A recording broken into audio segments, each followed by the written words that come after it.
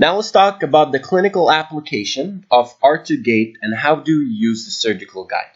This is a video that shows a surgery that we have done for one of our patients, and in this case we're going to be doing an immediate placement for sites number 11 and site number 21.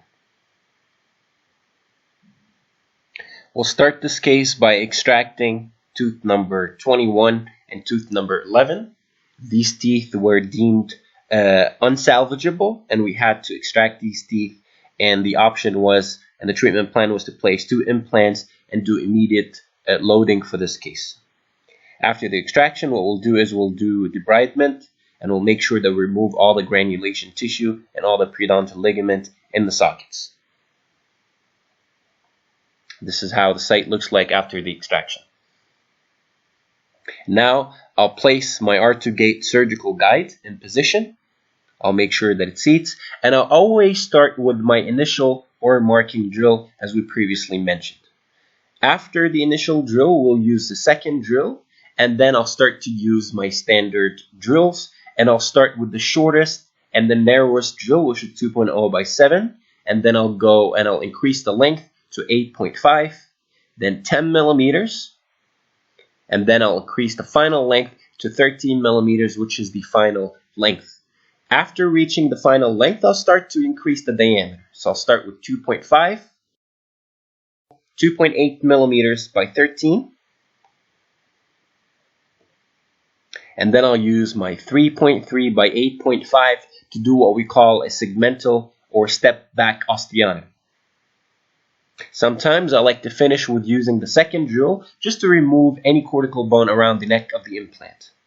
I start by placing my implant by hand. This is a 3.5 by 13 millimeter implant, and then I'll drive my implant by using the handpiece. Now, using my indexing system, I'll make sure that I place the green part of the implant carrier to show through the window of the surgical guide, as what we have in front of us in the screen. I'll then place my smart pegs to measure ISQ. I'll take measurements on the buccal side and on the palatal side as well. Here I got 63 and 70 for my implant. And now I'll move on to start drilling for my other implant. I'll do the same workflow. I'll make sure that I start drilling with the initial, then second drill. And then I start to increase the length of my osteotomy incrementally by starting with the narrowest, shortest drill, and then I'll work my way up to the longest drill.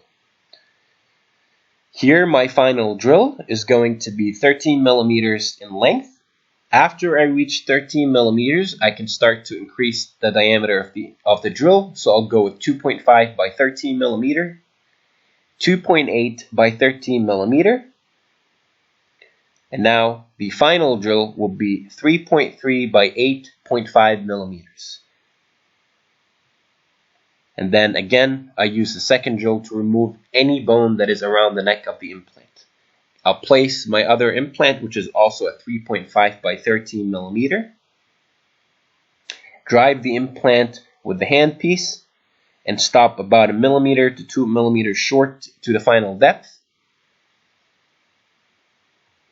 Once I do that, I can use my torque ratchet to place my implant with the hex side facing buccal. And now, as you can see here, I have both sites with the green in the right spot. I'll measure ISQ for my second implant. In this case, we got 77 ISQ on both buccal and lingual sides. I'll go ahead and remove my smart peg.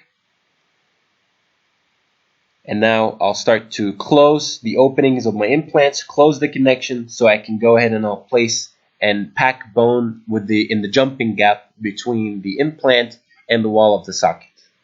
And it was always recommended to do that just to make sure that we preserve the volume of the tissues.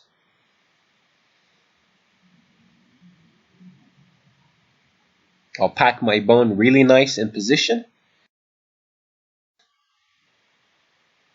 Again, make sure that this bone is nicely compacted. After I do that, I can go ahead and remove the cover screw from my implant, and then I'll place the final abutment. In this case, this is a zirconia custom abutment. This is going to be a one abutment, one time type of protocol. And as you can see here, again, the reason why we did this at cement retained, because the implants obviously are coming out through the incisal edge of the tooth. So just to make sure that we could do this and it's a nice aesthetic result, we need to make sure that we do this with a cement retained type of restoration. I'll seal the openings of the screw channel using flowable composite. Like cure that. And I'll make sure that I adjust any contacts that need to be adjusted. Remember, with guided surgery, there might be a little bit of deviation. So for me to overcome the issue of deviation, I could just adjust the crowns a little bit. And this is going to be my final result.